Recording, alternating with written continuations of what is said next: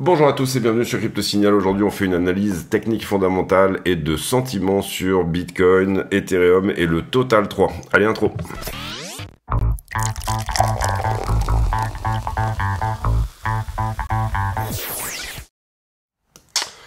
Alors, BTC sur le 4 heures, toujours pas de cassure en haut, au niveau de la structure, on est toujours en tendance baissière sur le 4 heures, néanmoins très jolie tendance haussière sur le 1 heure. Dans ce qu'on avait dit dans la vidéo, juste avant le week-end, on avait montré ces deux niveaux 15 minutes, et on avait considéré que ça pourrait larver pendant un certain temps entre ces deux niveaux-là.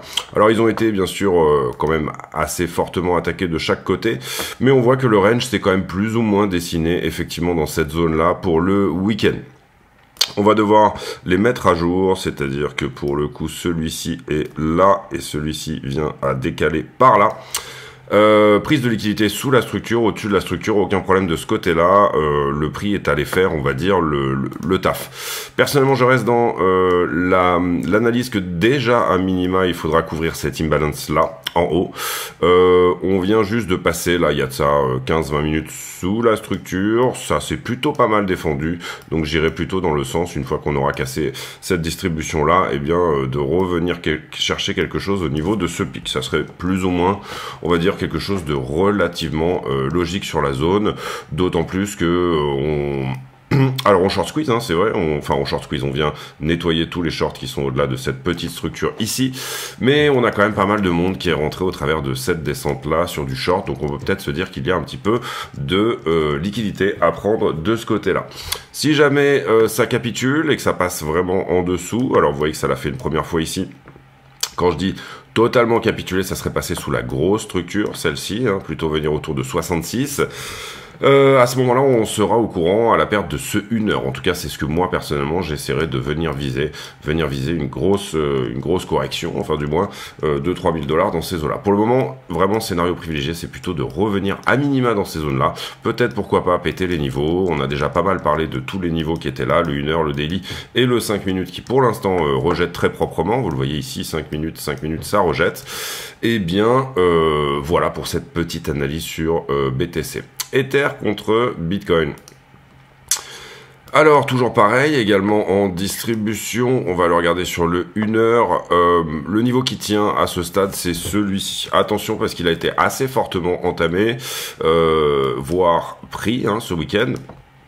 Ici, vous le voyez, on a réussi à clôturer des bougies en 1 heure sous ce niveau-là. Donc, le support intermédiaire en 1 heure ici sur BTC contre le dollar est perdu, ou en tout cas, on devra, ce qui n'est pas du tout une bonne nouvelle, eh bien, le ramener quelque part par ici. D'accord ? Ça distribue assez fort, Ether qui représente assez peu de force contre Bitcoin, si ce n'est que on a cassé et retesté la distribution qui était là. D'accord, ça c'est plutôt une bonne chose. On est plus ou moins sorti par le côté et on est plus ou moins en train de retester ça. Si Ether doit se reprendre, c'est maintenant. Sinon, on a une très jolie structure de top ici avec cette épaule là qui est à peu près déjà à sa target. Pour le moment, vous le voyez ici. Si jamais j'en prends la target, qui est un swing, une balançoire, pour aller sous la structure, eh bien ça a été touché. Donc à partir de là, il va falloir voir comment se comporte la suite. La cassure de cette distribution, je trouve, est encourageante.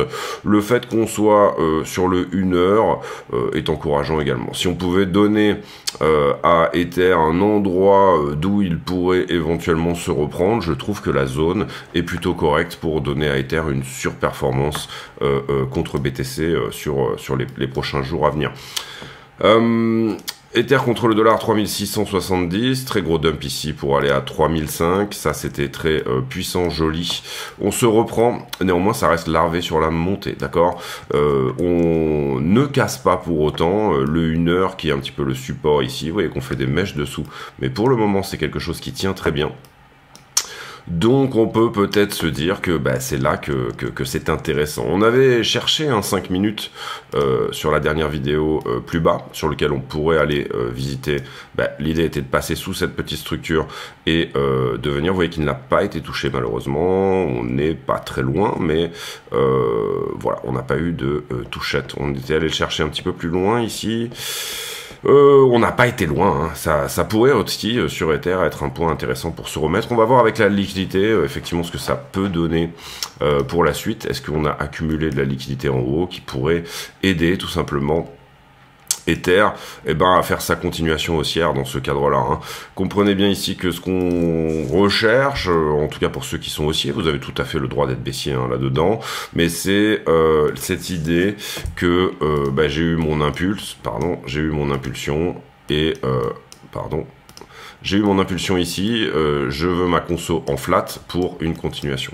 Une flat étant tout simplement une A, B, C, vous voyez ici A, B, 1, 2, 3, C, on s'attendrait plutôt à 5 vagues, c'est-à-dire peut-être potentiellement que le 5 minutes pour le coup, si on a ici 1, 2, 3, 4, 5, c'est beaucoup plus propre, d'accord? Une flat en général se fait en 3, 3, 5. Donc pourquoi pas viser éventuellement ça, pourquoi pas viser même sous la structure, 3500 ici pour une correction aujourd'hui ou pré-FOMC, le FOMC aura lieu le même jour que le CPI, c'est-à-dire après-demain, donc pourquoi pas éventuellement se positionner, je dirais, juste sous la structure, dans ces zones-là, ou alors quelque part dans cette mèche-là, d'accord? On peut faire pas mal de choses en 5 minutes, on l'a vu là, ici, que ça, en 5 minutes, on l'avait fait, c'est-à-dire une perte de quasi 200 $ sur Ethereum est possible en 5 minutes. Donc, avoir un point d'entrée sur ces zones-là, pourquoi pas. Jouer éventuellement que ceci était une correction. Là, j'ai impulsion, correction, dernière impulsion éventuelle pour, encore une fois, je le répète, construire une flat. Vraiment, pourquoi pas.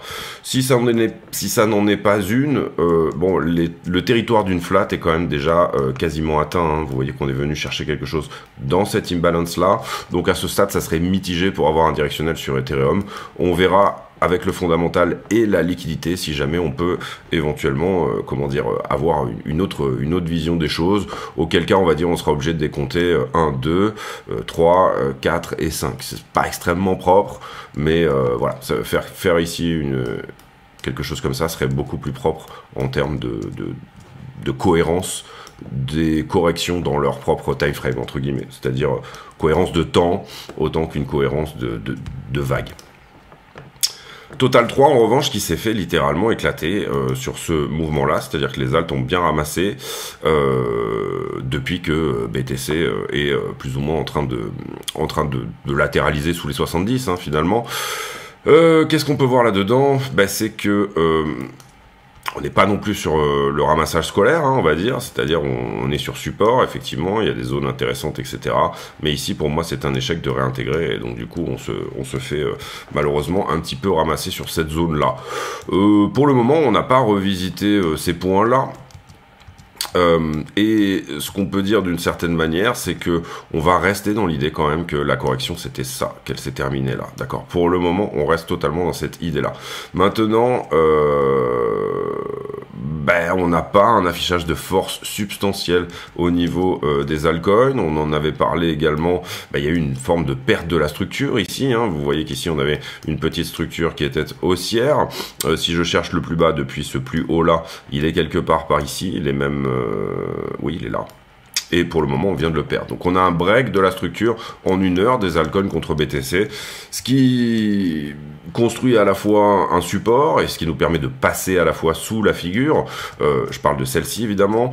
L'idée ici, c'est aussi, est-ce qu'on a fait la flat? Est-ce qu'elle est terminée? Et là, on a un rebond. Ou alors, est-ce qu'on est dans quelque chose de plus substantiel, c'est-à-dire un passage sous cette structure-là?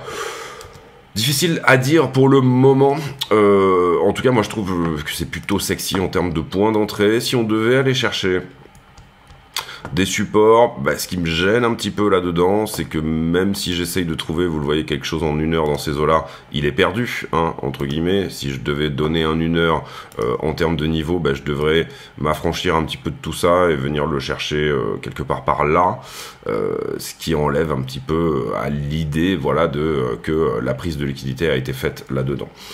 Donc, première chose, ça c'est important. Deuxième chose également, on avait une distribution qui était très péchue là-dedans, hein, qui était assez assez violente, on va dire. Je parle ici de cette vague, retour, et puis finalement on trouve ici une forme de support. Elle est cassée. Est-ce qu'on viendrait pas retester quelque chose aussi là-dessous? Attention, c'est pas très joli, quoi. Voilà, c'est ce refus là sur toute cette zone là n'est pas extrêmement beau. On va même noter le 1 heure à casser là où finalement les alts ont tendance à distribuer contre BTC. C'est à peu près sur ces zones là. Et voilà, la question elle se pose là également. Est-ce que j'ai ma flat? Est-ce que j'ai autre chose? Ici, si vraiment on vient chercher un 4 heures. En fait, tout ce qu'on avait un petit peu demandé à ce week-end, c'est-à-dire éventuellement de nous proposer des réactions haussières, n'a pas eu lieu. On a eu vraiment ici, si jamais ce week-end avait proposé des réactions haussières violentes en daily et qu'on avait réintégré les niveaux dont on a parlé samedi, à ce moment-là, on pourrait éventuellement dire, bon, il y a quelque chose qui tient. Là, ce qu'on veut voir, c'est que, vous voyez, je suis passé en 4 heures ici, en 4 heures, c'est plus ou moins perdu. En tout cas, si je cherche mes fameuses touchettes, c'est-à-dire d'avoir un maximum de points de contact dans ces zones-là, il va falloir que je le fasse en daily. Et si je le fais en daily, globalement, le minimum à récupérer serait à peu près par là. On va parler d'un support daily, le problème étant qu'on peut faire beaucoup de choses en daily, on peut faire beaucoup de choses en une journée. On peut enlever celui-ci, je pense, tac, on peut enlever ça aussi. Donc voilà, c'est un support qui était un 1 heure, qui s'est transformé en 4 heures plus bas et qui désormais est un daily. C'est jamais très bon de changer la time frame vers plus haut des supports potentiels. Si je vais chercher quelque chose un petit peu plus bas dans les TF, ouais, on n'a pas grand chose sincèrement. Ici, on a des grosses déviations sous ce support qui théoriquement aurait dû afficher plus de force, voilà, c'est ça que je veux dire. Donc les alts qui sont dans un contexte où elles sont assez fortement correctives par rapport à Bitcoin. On peut parler éventuellement d'un momentum initial, le moment où les alts se reprennent sur ces zones-là, mais c'est pareil, c'est pas très propre. J'aurais préféré, moi personnellement, que dans sa propre time frame. On garde le daily qui est là, et là en l'occurrence... celui-ci là, le blanc, il a été littéralement enfoncé. Malheureusement, ça devient du coup un weekly. Même pas. Il est même perdu en weekly, puisque vous voyez que ici, sur cette poussée-là, on n'a pas concrétisé le fait de tenir le momentum initial weekly de cette trend-là. Donc pour le coup, c'est vraiment pas très joli sur les altcoins, malheureusement, parce que les dispositions étaient plutôt bonnes. Donc ça, on peut l'enlever. On va enlever ça aussi. Ce qu'on va devoir désormais essayer de trouver, entre guillemets, d'avoir, c'est quelque chose en weekly qui tienne ceci. Là, vous voyez que c'est pas le cas. Le seul endroit où éventuellement je peux aller mettre un weekly, ça va être là-dedans. Vraiment pas très joli, mais bon, on va dire que c'est ce qui nous reste à peu près sur la zone. Est-ce qu'on peut aller chercher quelque chose un petit peu plus haut? Allez, fondamentalement, voilà, quelque chose vraiment à la limite de la limite. On a un petit bout de bougie ici qui est là-dedans, on va même essayer de le forcer un petit peu. Voilà, là on a pas mal de touches, si ça doit réintégrer, on va dire que d'ici la fin de la semaine... Mais bon, c'est un petit peu se mentir intellectuellement de récupérer toutes ces zones-là. C'était une zone en tout cas de prise de profit. Si on part sur les alts, vous voyez ici, on s'est mis en weekly, donc on va en profiter un petit peu. Si on part sur ça, c'était une réaccumulation. Ici, j'ai mon impulsion qui corrige en fait ce qu'il s'était passé là-dedans. À ce moment-là, vous comprenez qu'on était en zone logique de vente, on va dire, c'est-à-dire je récupère 61,8% de cette zone-là à peu près, entre 61 et 80% de la descente précédente a été corrigée. Petit imbalance là où les alts avaient morflé, ici c'était vraiment le moment où les alts avaient totalement dégagé contre Bitcoin, qui finalement est couverte. La question ici c'est, je pense, et à bon escient, j'allais dire, enfin voilà, c'est vraiment le contexte macro. Est-ce qu'on va réellement venir dans un retour de liquidité sur les altcoins? Et là, vous voyez que, oui, je vous montrais le total 3 ici. Mais c'est pas grave, c'est exactement pareil. Et j'ai fait une erreur en vous disant que c'était la liquidité contre Bitcoin. Contre Bitcoin, on est là. La performance contre Bitcoin, elle est toujours aussi médiocre en l'occurrence, pour le moment en tout cas. C'est-à-dire qu'on est sur une montée larvée que je vais vous montrer ici. Alors ça, on peut l'enlever. Malheureusement, c'est tout à fait réintégré. Ça également, est-ce qu'en weekly, on perd ça? Oui. Donc ça, on peut le virer aussi. Ici, on a une 4 heures qui a été perdue également. Non. Ok. Allez, on va dire que tout ce qui nous reste pour les altcoins, et là on divise par Bitcoin, hein, donc vous comprenez qu'on cherche une surperformance des altcoins contre Bitcoin, c'est à peu près cette 4 heures. C'est-à-dire ici, j'ai une trend 4 heures qu'on est en train d'attaquer là. Pour l'instant, ça se reprend légèrement, mais pourquoi pas.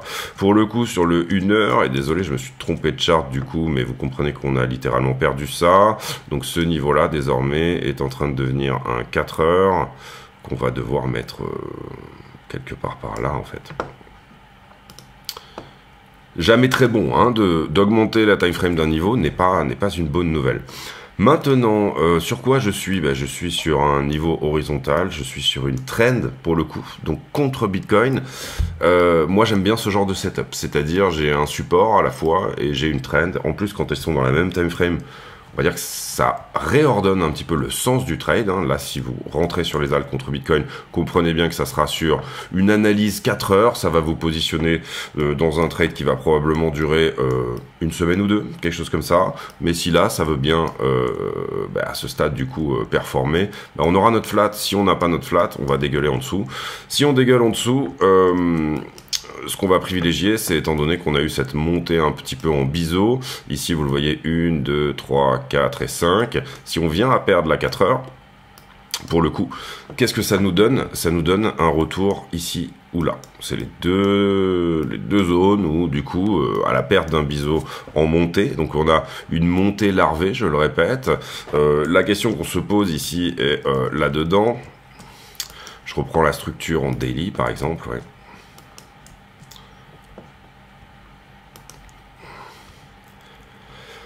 La question qu'on se pose ici, là-dedans, c'est j'ai mon impulse, j'ai ma correction, j'ai mon impulse, j'ai ma correction, et là, ça galère un petit peu à me donner une impulse supplémentaire.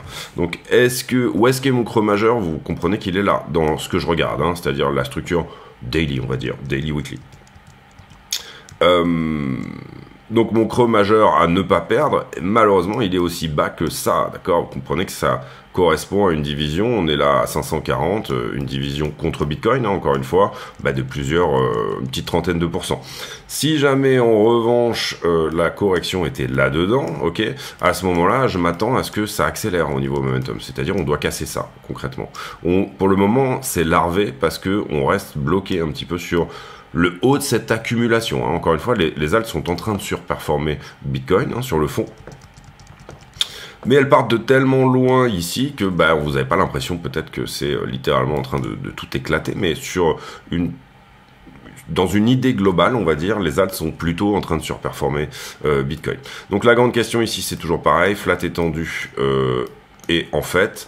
Est-ce que je tiens l'accumulation actuelle ou est-ce que je perds cette figure? Est-ce que j'ai mon biseau là pour le coup et je suis en train de le perdre? J'ai larvé la montée, donc en fait ceci était l'impulsion, j'ai une correction et j'aurai une C d'impulsive. Ou alors est-ce que ma C d'impulsive elle est justement ici? Donc flat étendu. Ou alors en fait finalement zigzag qui commence par une A qui elle-même est une flat étendue. D'accord? Ici j'aurai du coup une B qui semble être une forme de, on va dire, diagonale convergente, hein, comme ceci, voilà, par exemple. Et puis, derrière, j'aurai une C qui, pour le coup, elle peut se faire, doit se faire en 5 vagues également pour retourner soit sur ces points-là. Personnellement, je vise pas plus bas que ça, mais bon, voilà. Scénario privilégié en ce qui me concerne, c'est que ça, c'était la correction, d'accord? Je veux que ça accélère, donc je trouve que le point est cool, parce que j'ai à la fois mon niveau et ma trend qui peuvent éventuellement me dire que, ok, ça pousse, ça casse ça, et ça accélère. On casse une figure bearish par le haut. Je vous fais un point, une petite seconde sur les statistiques d'un biseau. Alors, sur un biseau, on va être à 80% de sortie à la baisse, d'accord, et 20% seulement de sortie à la hausse. Si vous visez ici en bas, vous allez avoir 48% en gros de chances de toucher. Ça vous donne quoi? Les probabilités sont dépendantes, hein. Si je sors à la baisse, à ce moment-là j'active ça, donc ce sont des probabilités dépendantes. Ça donne quelque chose comme 30% de chances d'aller à la target, mais pas mal de chances de passer en deçà de la figure, d'accord? Si vous visez la vague 2, vous augmentez considérablement ça, bien sûr. La probabilité de sortir par le bas est la même. Et par ailleurs, on a souvent des meilleurs résultats en fait sur un biseau qui représente une figure de top qu'une figure de correction. Qu'est-ce que ça veut dire? Ça veut dire que si jamais on avait construit notre biseau là-dedans, assez souvent, c'est une figure d'essoufflement haussier, d'accord? En correction, un biseau est assez souvent moins précis. Pour le moment, il n'a pas cassé. Moi, j'ai mon niveau et ma trend. Je trouve que c'est plutôt un joli point d'entrée. Est-ce que ça vaut le coup de prendre le risque ou est-ce qu'il vaut mieux attendre de péter ça? Ça, c'est une histoire de psychologie personnelle hein, qui vous incombe et qui n'est pas la mienne. Les news et le fondamental. Alors en l'occurrence, j'ai pas retweeté grand chose, je pense, ce week-end. Oui, on avait retweeté les inflows, 131 millions pour vendredi. Microsoft, Nvidia et Apple qui pèsent plus que le marché chinois. Et ici, ce qu'on peut voir d'une certaine manière, enfin sur le cote du CME, c'est, on va aller voir ici pour être complet. Le Commitment of Traders qui fait quoi hein, sur le CME? Eh bien, vous voyez que les asset managers sont très largement en longue, c'est-à-dire probablement, là pour le coup, asset manager, ça veut dire que vous avez un fonds d'investissement global d'une certaine manière. Les hedge funds, donc l'argent leveragé, est à fond sur du short. Probablement ce qu'on appelle un cash and carry, c'est-à-dire je vais aller acheter au spot et en même temps je vais shorter pour me hedger et à la fin j'empocherai la différence. Le hedge fund, c'est un fonds qui se hedge, hein, tout est dans le nom, et donc là du coup c'est leur boulot de effectivement, s'ils achètent au spot, venir à shorter pour couvrir la perte éventuelle sur leur investissement si on devait venir à dévisser au spot.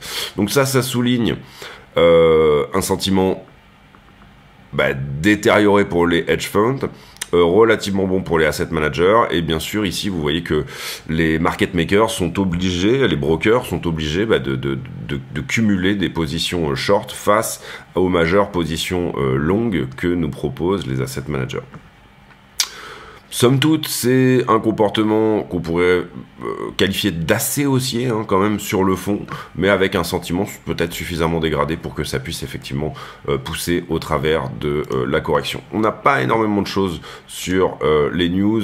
Les grosses news seront après-demain, hein, donc là du coup on fera une grosse vidéo sur l'inflation probablement, mais globalement j'ai pas énormément de choses. Encore une fois, ici un même coin de célébrité qui prend 30%, ici le Paraguay qui met le mining au centre d'une partie de sa stratégie, on va dire. Et puis, bien sûr, le fait que Macron ait dissous l'Assemblée nationale. Pas vraiment d'avis sur l'idée. On va dire que le pari est risqué. Est-ce qu'il veut donner finalement la gouvernance au Rassemblement national pour que les gens s'épuisent vis-à-vis des prochaines élections de 2027 auquel cas, étant donné que lui ne se présentera pas en 2027, il ne peut pas le faire, même s'il venait à démissionner aujourd'hui, il ne pourrait pas briguer un troisième mandat, auquel cas, on va dire que c'est de l'altruisme, ce dont je doute, hein, de la part de Macron quand même. Est-ce qu'il est narcissique, c'est-à-dire, est-ce que il est en train de dire, en 3 semaines, je suis capable de retourner la situation, etc. On sait qu'il a, par rapport, vis-à-vis du Front National, en tout cas, assez souvent, utiliser cette narration pour être élu au final, enfin par 2 fois déjà. Est-ce que il veut que les gens voient le Front National être à la tête du gouvernement et donc du coup s'épuise un petit peu pendant 3 ans de manière à gagner en 2027, ça je l'ai déjà dit. Est-ce qu'il a autre chose en tête? En tout cas, on va dire que c'est pas un move qui semble très naturel, c'est vraiment un gros pari hein, de la part de Macron, faute encore une fois pour le coup je me réserve de commentaires un petit peu là-dessus. Personnellement dans ce cadre-là, je ne suis pour aucun des deux camps, moi je suis plutôt en train d'imaginer plutôt une sortie de la France de l'Europe, même directement, enfin un retour à la souveraineté, ou alors une modification complète de l'Europe dans sa globalité, mais ça va être difficile de mettre tout le monde à table pour aller dans le sens dans lequel on pourrait aller, c'est-à-dire une Europe qui n'est pas atlantiste comme elle est aujourd'hui. Hein, et finalement, je suis pas sûr que ça soit quelque chose qui soit totalement possible. En tout cas, la perte de souveraineté pour moi qu'on a avec l'Europe n'est pas viable à long terme. En tout cas, au moins, il y aura quelque chose de représentatif, on va dire, puisque désormais, visiblement, 30% des Français pensent que ce doit être le Front National qui est en tête. Voilà la grosse question ici. Bon, peut-être que voter pour l'Europe, c'est moins important que des enjeux politiques, on va dire franco-français. Pour le coup, on aura peut-être plus de votants aux législatives, et pour le coup, peut-être que ça lui servira à Macron, ou en tout cas qu'il aura au moins une majorité relative là-dedans. Assez difficile à dire, je pense pas que les Français vont totalement changer d'avis, en tout cas sur lui, dans les 3 semaines qui arrivent, hein, puisque les prochaines élections, elles seront déjà dans 20 jours. Donc c'est quand même un move assez spécial. Une opportunité générationnelle qui pourrait voir Nvidia prendre 15% supplémentaire. Et là, on en a parlé déjà, mais ce sera le FOMC doublé du CPI, donc probablement pas mal de volatilité d'ici le 12 juin. Les prévisions du marché sont à peu près toujours les mêmes. C'est-à-dire un FOMC qui nous dit, bon moi je suis quasiment sûr que Powell ne bougera pas les taux. Un FOMC, enfin un sondage pardon du CME qui nous dit que je suis quasiment à 100% sûr que Powell ne bougera pas les taux. Et ce malgré une recrudescence très légère du chômage, en tout cas très légèrement au-dessus des consensus dernièrement. Les liquidations, j'en profite pour vous dire de mettre un like si le contenu vous plaît, de ne pas hésiter à venir vous abonner également, pas hésiter à aller voir dans les liens de la chaîne où vous pourrez trouver, alors là c'est pas là-dedans du tout, c'est pas grave, le partenariat avec Blofin, hein, qui bien sûr vous permet d'accéder également aux vidéos affiliées. Renseignez-vous sur le Discord si tout ça vous intéresse.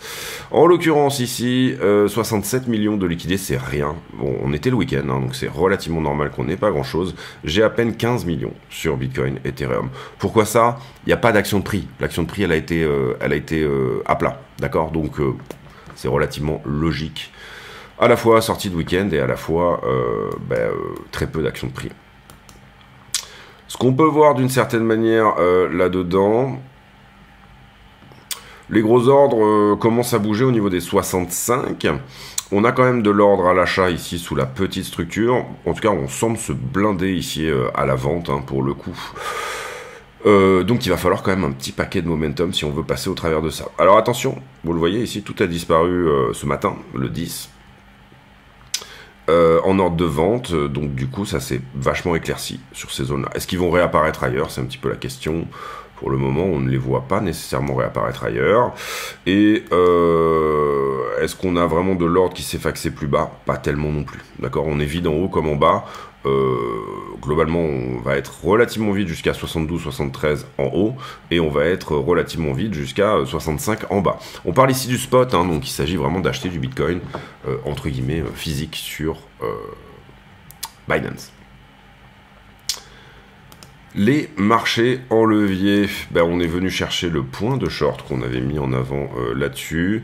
Pour l'instant, j'ai une structure qui latéralise, elle augmente légèrement jusque là. Si j'avais dû avoir un funding qui suit, j'aurais dû avoir un funding qui augmente également dans cette donnée-là. Qu'est-ce que ça veut dire? Ça veut dire que le top est shorté. Et à l'inverse, ici, j'ai exactement l'inverse. Donc, c'est-à-dire que j'ai une structure qui descend avec un funding qui latéralise lui également. Donc, j'ai une petite diversité, une petite divergence entre ce que me dit le funding et le prix qui me dit que j'ai du long qui est rentré là-dessus. Il n'y a pas beaucoup plus simple que ça. Par ailleurs, quand on regarde les liquidités, oui, effectivement, on force un petit peu, enfin, ça commence à faire un petit peu de liquidité dessous, mais vous voyez que la majeure partie de la liquidité, elle est au-dessus, d'accord? Sur la 5 jours, ça paraît relativement évident qu'on pourrait éventuellement faire un petit dip, passer une dernière fois sous la structure, même si on l'a presque fait ici, enfin, on l'a fait ici, hein, de toute façon, et ensuite se reprendre, ou alors en fait, pour moi, le premier sens dans lequel on va partir, là, en tout cas, c'est le sentiment que j'ai, n'est pas le bon. C'est-à-dire, soit on vient chercher ces petites positions fraîches, là, et pour le coup, derrière, on vient chercher le reste des positions fraîches qui sont là. Je préférais qu'on parte plutôt en bas pour une revisite un petit peu des points bas avant, pour ensuite repartir en haut. On a montré le 5 minutes qui était peut-être intéressant, sur lequel venir intervenir. Beaucoup plus de beaucoup plus de short pardon, que de longues, donc tout ça nous donne quand même une résolution potentielle qui est plutôt vers le haut, et sur Ethereum c'est d'autant plus fort que on est vraiment pour le coup passé sous la structure intermédiaire, on a liquidé cette petite poche de liquidité. Alors il en reste une à 3630, mais en tout cas sur 5 jours, Ether est plutôt chargé en short. Attention, pas de grosses positions hein, sur Ethereum, on a plutôt du retail.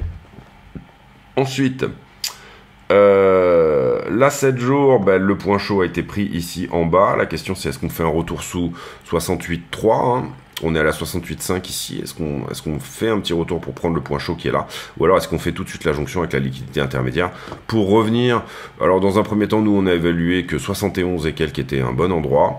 Mais pourquoi pas éventuellement aller chercher 72, 73, ce qui serait très bon pour retourner la structure. Sur Ether, c'est très propre. On a par contre pas la réaction haussière. Donc du coup on est en train de se recharger en bas. On avait pris ce point chaud là. C'était vraiment un très bon point d'entrée. Mais étant donné qu'on latéralise, et ben on est en train de créer une petite poche en dessous. Mais je serais plutôt également sur Ether dans l'idée que Ether BTC va rebondir et que Ether est potentiellement sur la route des 4000 $ pour bientôt. Bientôt, sous-entendu, c'est le prochain mouvement. Si je devais venir chercher quelque chose, ça serait pour moi, hein, pas en dessous des 3006, en tout cas dans ce que je vois et dans l'analyse personnelle, extrêmement personnelle, encore une fois, que je peux avoir de tout ça. On n'est pas Madame Irma, on regarde des faisceaux d'indices qui nous disent que, bon, moi je dirais que ça va plutôt là, moi je dirais que ça va plutôt là. On termine cette vidéo par une conclusion qu'on va établir sur la structure en 15 minutes. Structure en 15 minutes, on est dans un range. Pour le moment, ça se reprend à peu près pas trop mal, donc sur le 15 minutes qui est là. Ici, celui-ci devrait être mis légèrement plus haut. Je me suis un petit peu trompé sur... Voilà, exactement, là, on est bien. Ben voilà, la résolution, pour moi, elle est à peu près là-dedans. C'est-à-dire de dire, bon, je tiens ça et je casse ça. Pour le coup, je vais à minima à peu près dans ces zones-là, dans ce petit pic ici. Si je ne le fais pas, ou voilà, globalement ça serait la zone que je viserais ici, hein, sur de l'intraday, c'est-à-dire un retour au 71,2. Attention, aujourd'hui on n'a pas grand chose, mais on s'approche d'un FOMC. Ce FOMC, moi je pense qu'il reste en grande partie, il va peut-être être potentiellement en grande partie dovish, c'est-à-dire que Powell va faire des commentaires en disant ça se passe pas trop mal, etc. L'inflation a trouvé son plateau autour des 3,4%, etc. Énormément de choses vont dépendre de cette journée. Pourquoi ça? Parce que vous le comprenez, ici, je vais avoir à 14h30 un CPI qui sort et qui va totalement conditionner, alors on peut estimer que Powell a déjà les chiffres, mais il va totalement conditionner les annonces qui vont se passer, mais également la teneur du discours de Jérôme Powell, qui lui aura lieu à 19h30. Donc 19h sortie des taux, donc 14h30, excusez-moi d'ailleurs c'est 18h, si plus 6, ouais c'est ça, 14h30, plus 6, 14h, 20h, autant pour moi je disais, et 20h30 pour eux. Donc 20h pour le FOMC, la décision des taux d'intérêt, probablement une stagnation, enfin on resterait à 5,25, en tout cas c'est ce que pense le marché, et 20h30, la conférence de presse. Est-ce que 4% est suffisant pour que Powell se dise bah, je vais pivoter maintenant? A priori, c'est pas ce que le marché est en train de penser. En tout cas, hein. Personnellement, moi, j'aurais pensé qu'avec cette news autour du chômage à l'augmentation, on aurait un petit peu plus qui viendrait se faxer là-dedans. Pour le moment, vous voyez que le marché n'est pas dans cette optique-là. Il dit que Powell ira chercher le pourcent supplémentaire avant de pivoter.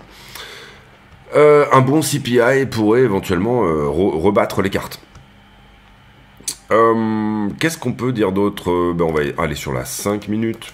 5 minutes, on va dire que Pour le moment, hein, encore une fois, ça reste assez correctif, sauf à dire que ça, c'est la structure de retournement, d'accord, ici sur le 15, c'est-à-dire cette petite épaule, tête-épaule ici, qui éventuellement nous donne une continuation pour un retour haut de range, à minima. Sur le 5 minutes, oui, c'est pas trop mal, parce que, d'une certaine manière, j'ai ça qui est quand même un petit peu larvé, mais j'ai un momentum qui est à peu près tenu à la montée. Ce qu'on veut désormais, c'est qu'en fait, ça ne nous donne pas un flag, un bear flag ici dans cette zone là, c'est-à-dire que ça ne refuse pas là où c'est en train de refuser pour le moment, mais que tout simplement on accélère le momentum. Et là en l'occurrence, difficile à dire, noter un flag ici me paraît compliqué parce que là vous avez cette énorme déviation, ça serait pas extrêmement propre en tout cas de chercher une parallélité là-dedans, en tout cas je trouve, hein, c'est personnel mais je trouve. Donc j'aurais plutôt peut-être tendance à privilégier le fait qu'on vient juste de casser ça. Quand est-ce qu'on invalide ? Donc cette épaule, tête épaule inversée. Quand est-ce qu'on va invalider? C'est si on perd ça. Si on perd l'épaule gauche, pour moi j'arrête de considérer la structure. Si on a enfin je regarde pour essayer de trouver autre chose entre guillemets. Là en tout cas on a cette cassure. Pour le moment ça enfonce, ça vient chercher quelque chose dans l'épaule gauche, dans la jambe qui doit tenir ce mouvement. Voilà. Target de cette figure, pour le moment c'est du 5 minutes, donc ça va pas être énorme. Je casse, je viens me positionner par là. Ouais, c'est le haut de range globalement. Donc voilà, scénario privilégié, étant donné qu'on a un petit peu de liquidité à éventuellement venir chercher là-dedans, j'aurais tendance à privilégier ça. Attention, on a eu un petit peu de liquidité qui effectivement s'est faxé aussi là-dessous, on l'a vu quand on a fait les niveaux de liquidité. Il n'y a pas que la liquidité dans la vie, il y a aussi bien sûr le fondamental, et le fondamental, il va vers de la volatilité, au sens où bien évidemment, on est sur une période, le FOMC plus le CPI le même jour, et dans 2 jours, où ça risque de bouger très fort. Si je devais chercher du 5 un peu au-dessus par rapport à ce 15 qu'on a dû bouger tout à l'heure, vous voyez que j'ai un petit quelque chose par là.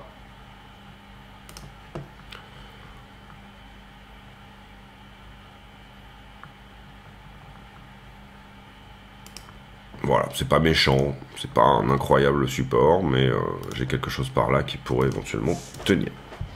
Pour le moment, c'est ce qui tient depuis, en tout cas, ces zones-là, on va dire. Quelque chose par là. Ici, systématiquement racheté, systématiquement racheté, systématiquement racheté, systématiquement racheté, avec passage sous la structure, c'est-à-dire, je suis venu manger du stop longueur, notamment également peut-être potentiellement tous les stops des traders de range, encore que là, on n'est pas passé très fort sous le range. En général, Bitcoin aime bien, quand il fait des ranges comme ça, faire une déviation au-dessus, une déviation en dessous, et je ressors de ce côté-là. Je vais pas aller dans ce sens-là, personnellement. Je pense plutôt qu'on va se tenir et qu'on va accélérer le momentum. À voir si vraiment, ici, ça se met en place ou pas. C'est-à-dire, paf, paf, je casse la distrib, je casse le côté parallèle de tout ça.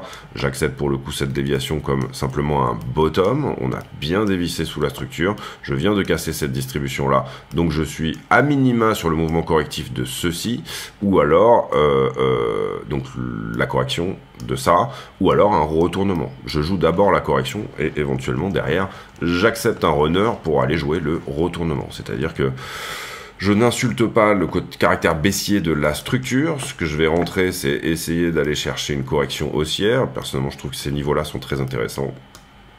Encore une fois, je vais dérisquer totalement ma position ici, même me caler à break-even éventuellement pour au cas où on ait une A, une B et une C qui m'envoient là, d'accord. En l'occurrence, j'aurais pris le petit truc qui va bien. Et je laisse mon runner courir, je laisse un reliquat de position, alors différemment important selon ce que vous accordez comme chance au fait qu'on vienne péter le top. Et c'est ça, vous devez dans votre tête vous dire, je considère qu'il y a X% de chance qu'on pète le top, X% de chance qu'on ait une correction haussière ici à ce stade, et du coup, vous devez en fait travailler en fonction des statistiques. Si vous considérez qu'il y a 20% de chance, admettons qu'on va aller péter le top, votre runner devra représenter 20% de votre position initiale, tout simplement. Je parle ici du reliquat de position que vous avez laissé. Si vous imaginez que c'est du 50-50, à ce moment-là, vous allez dérisquer uniquement la moitié de votre position, prendre profit sur la moitié de votre position. Encore une fois, si on va là, je le répète, je suis pas Madame Irma. Si on va là, eh bien, vous allez considérer qu'il y a 50% de chance, donc vous allez laisser un reliquat plus important, d'accord? Donc ici, voilà, c'est en fonction de ce que vous estimez. C'est pas moi qui vais vous dire, mettez X% de votre position et prenez X% de votre position dans tel ou tel autre sens. La seule chose que moi je peux vous dire, c'est éviter d'ouvrir des positions. Les niveaux sont pas non plus extrêmement... Je dirais que sur Ether, les niveaux commencent à être assez pro pour de l'entrée. Je dirais que sur Bitcoin, les vrais niveaux pro pour de l'entrée, pour des swings de, encore une fois, plusieurs semaines. Le vrai niveau vraiment pro, et pour moi, il est plus par ici, quoi. Hein, c'est-à-dire... quand on sera passé sous cette structure-là, littéralement, je parle de celle-ci. Pour le moment, on ne fait que passer sous cette petite-là. Donc, l'UT de votre trade conditionne la portée, oui, la portée que vous considérez que, quel flingue vous allez prendre. Je prends tel flingue pour tel UT. Si je shoot dans cette UT là, à ce moment-là, je prends mes profits dans cette UT là, dans cette structure là. Je vais pas ici me dire que c'est un bon endroit pour jouer le retournement qui va m'amener là. D'accord, qui peut m'amener même là, c'est pas la question, mais ce que je veux dire, c'est là, je ne longue pas sur résistance. En théorie, il aurait fallu longuer sous la structure, ce qu'on a fait nous, histoire d'être beaucoup plus à l'aise, tout simplement au moment où on s'approche de la résistance, et comprenez bien que ce sont des zones, à chaque fois qu'on la touche, qui sont des zones de profit partiel, un petit peu sur le principe de ce que je vous expliquais ici, de dire, vous rentrez dans la structure ici en vous disant que il y a des chances que la structure continue, c'est-à-dire que cette 4 heures là, qui était baissière, ne vienne pas littéralement à péter, qu'elle continue tout simplement ce qu'elle est en train de faire. Pour moi, je trouve ça très très encourageant sur le fait qu'elle va effectivement casser. Le seul problème que j'ai dans ce cadre-là, c'est que on avait établi des critères d'aide à la décision qui malheureusement n'ont pas super bien tenu. Ici, la cassure de cette distribution sur une time frame daily. Et tout de suite on s'est un petit peu remis, on est revenu revisiter un petit coup en dessous, et puis le fait que pour le coup les 4 heures, 5 minutes, on n'est même pas revenu revisiter encore celui-là, mais le 5 minutes qui est là a fait un boulot magnifique, donc pour le coup c'était un très bon endroit pour rentrer short pour le coup, hein, vous le comprenez là-dedans, ici rentrer intraday short, je respecte l'inverse, c'est-à-dire je respecte quoi? La structure 1 heure qui est là, je la respecte jusqu'où? Tout simplement où devrait théoriquement se placer mes niveaux de profit, vous comprenez qu'ici, d'accord, je n'insulte pas la structure ici qui est haussière, si je short là, d'accord, donc là j'avais mon TB partiel, et mon runner, il est censé venir chercher là-dessous, ok, avec tous les points que vous voyez ici au milieu, pour éventuellement vous dire, voilà, j'ai des endroits où prendre mes TP partiels qui sont cohérents. Il y aurait une étude un peu plus à faire, il y aurait quelque chose à prendre par là, il y aurait quelque chose à prendre par là, clairement, et il y aurait peut-être quelque chose à prendre sur la zone actuelle, j'aurais tendance plutôt à dire un peu plus bas, mais voilà. Donc voilà, l'idée c'est, si je fais une entrée contre-courant, je respecte la structure du game dans lequel je suis rentré. Je suis rentré dans un game ici qui est un game 1 heure, je respecte cette structure 1 heure, elle est haussière, donc je la respecte. Si j'ai shorté là, d'accord, si j'ai shorté ici, je la respecte quand même. C'est-à-dire que je viens à me dire, il est possible que la 1 heure vienne à péter la daily. La daily elle est baissière, d'accord, comme ceci. Donc voilà. Est-ce que on a touché des targets autour déjà de cette structure de retournement là, par exemple? On parle de cette ETE là ici, pas encore, hein, je pense que la target elle est là, 77 000. Moi j'invalide la flat, c'est-à-dire j'invalide une correction substantielle à partir de là, c'est-à-dire qu'à 80 000 vous allez me voir flipper complètement boule pour aller à 88 et 115. Là pour le coup voilà, pour moi c'est un critère d'aide à la décision. Si on arrive à dépasser 80 000, c'est un critère d'aide à la décision assez fort pour me dire qu'on peut aller beaucoup plus haut, et que ce run là est lancé dans les time frame, enfin sans correction substantielle on va dire, pour passer effectivement le point. Pour moi là on s'affranchit de la totalité des time frames baissières, une flat potentielle. Quand je dis une flat potentielle, c'est bien sûr sur la très grosse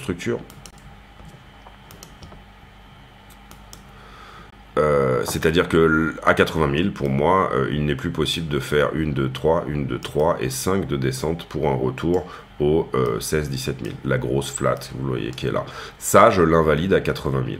Il faut toujours avoir un endroit où vous dites j'invalide, ça y est, je sors de ce... J'enlève cette idée-là. J'ai encore, moi, des stablecoins qui traînent dans ces zones-là.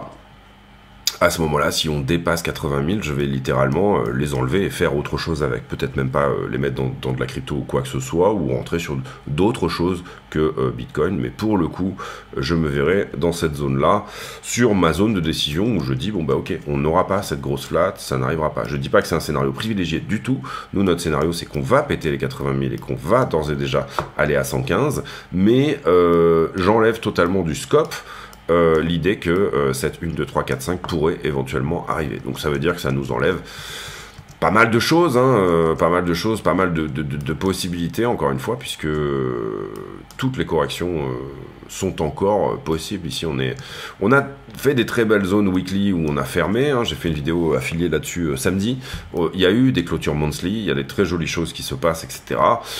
Maintenant, la flat reste possible pour le moment, et moi je l'invalide littéralement totalement dès qu'on passe 80 000 $. C'est mon niveau où je dis ok, on a tellement monté ici là-dedans et on a tellement clôturé au-delà de ces niveaux-là que à 80 000 on rentre dans autre chose. Pourquoi? Parce qu'on a dépassé, c'est comme ça que je fais moi mes invalidations, enfin c'est comme ça que je les calcule sur une flat.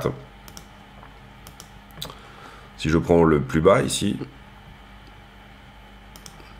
je prends le début de la flat, vous comprenez qu'elle commence là, et bien autour des 110% ici, de retracement haussier, là vous voyez que c'est plutôt à 75, mais moi je l'avais légèrement mis au-dessus, parce que c'était vraiment les niveaux qui m'intéressent substantiellement. Je pense qu'on l'avait fait même avec ça, c'est ça.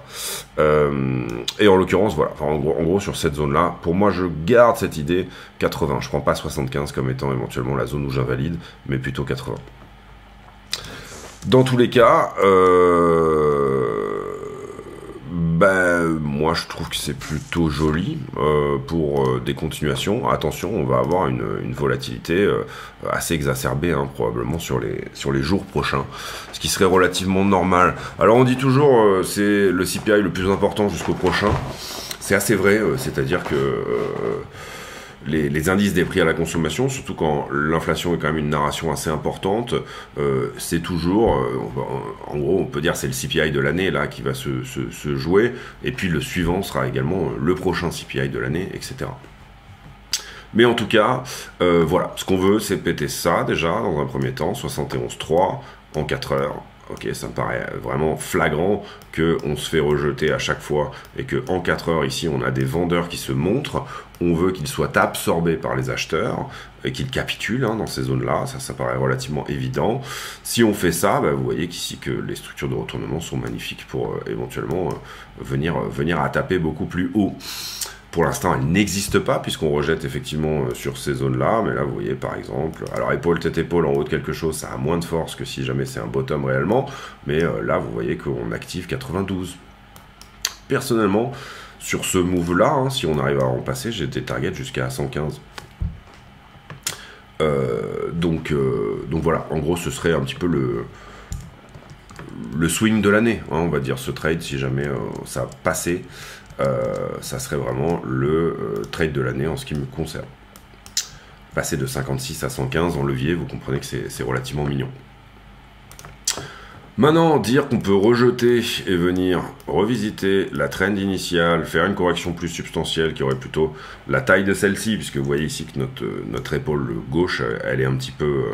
elle a un lumbago, hein, il y a une petite scoliose là dans notre ami épaule-tête-épaule inversée. Voilà, encore une fois, ce 5 minutes là m'intéresse énormément également.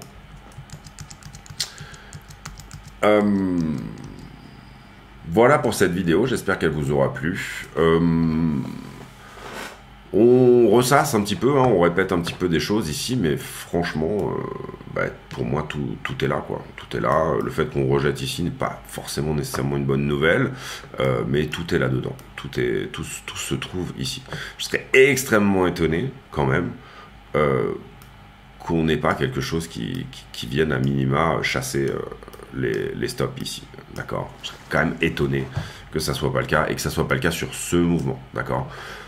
Parce qu'on a accumulé quand même pas mal de monde sur ces trois zones, une zone ici, une zone là et une zone là, parce qu'on a un funding qui est quand même pas à la surchauffe, d'accord.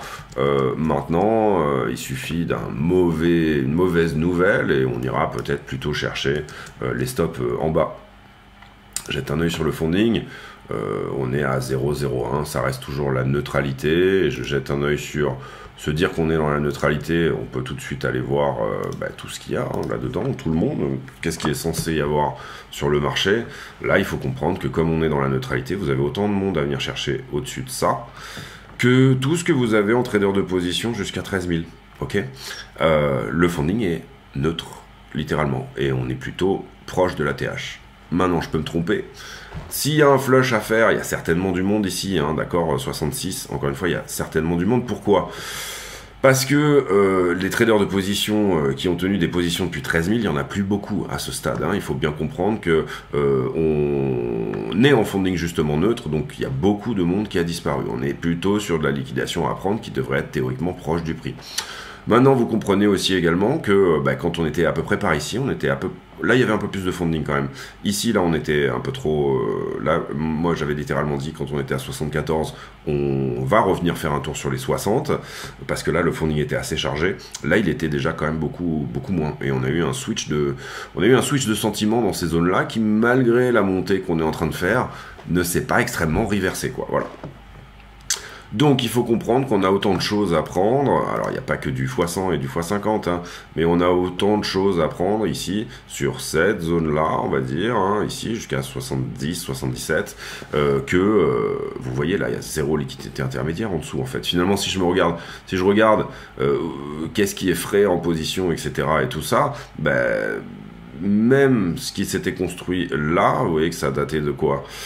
On est là, 27 février, ça a été pris sur du 2 mai, donc des positions de 3 mois, un gros trade de position ici qu'on est venu chercher en allant sous la structure. On a préparé ça en venant faire cette espèce de double bottom qu'il aurait fallu chasser aux 60 000. Mais dans ces zones-là, on était déjà sur un funding qui était assez neutre, sachant que là, on est beaucoup plus haut et beaucoup plus proche de tout ça, d'accord ? Donc l'idée, voilà, pour moi, elle est là, elle est de dire, à la limite, s'il y avait des mecs qui étaient encore garés à 22-23 000, ils sont peut-être plus beaucoup à ce stade. Pareil pour la poche de liquidité ici qu'on a à 34 ou 35, parce que le funding est neutre. Maintenant, ça veut pas dire que s'il n'y a pas une nouvelle fermeture des frontières Covid, un nouveau Black Swan, un nouveau signe noir, à ce moment-là, on n'ira pas revisiter ces niveaux-là. Il y a quand même du trader de position à venir chercher sur ces niveaux-là, et il y a des transferts, on va dire, de Bitcoin monumentaux. Les Bitcoins devraient changer de main si on va vraiment à faire ce genre de flush, c'est-à-dire une flat, comme je vous ai expliqué tout à l'heure. Maintenant, je trouve que c'est plutôt mignon ici pour se reprendre directement dessus, et plutôt aller chasser 90 que d'aller chasser sous 60. Voilà, c'est mon idée. On va voir comment se mettre les choses en place pour la suite. Je vous souhaite à tous une très bonne journée. J'espère que cette vidéo vous a plu encore une fois. J'ai pour habitude en fin de vidéo de poser une question à la con. Question qui n'a rien à voir avec le prix du Bitcoin, mais qui nous permet de converser de choses et d'autres. Allez, on va parler météo. Alors chez nous, ça y est, il commence à faire un petit peu chaud. Ça fait un petit peu du bien de voir... le soleil sortir un petit peu, et voilà, on a eu un petit peu de vent dernièrement, le vent se calmer, etc. Donc voilà, la question étant, est-ce que vous avez fait votre première baignade, que ce soit en lac, mer ou piscine. Question du jour, question à la con. Le principe, c'est de poser une question à la con, donc elle est toujours un petit peu conne. Donc c'est l'idée. Voilà, je vous laisse là-dessus. On se retrouve demain pour une nouvelle vidéo. D'ici là, portez-vous bien. À très bientôt. Ciao, ciao.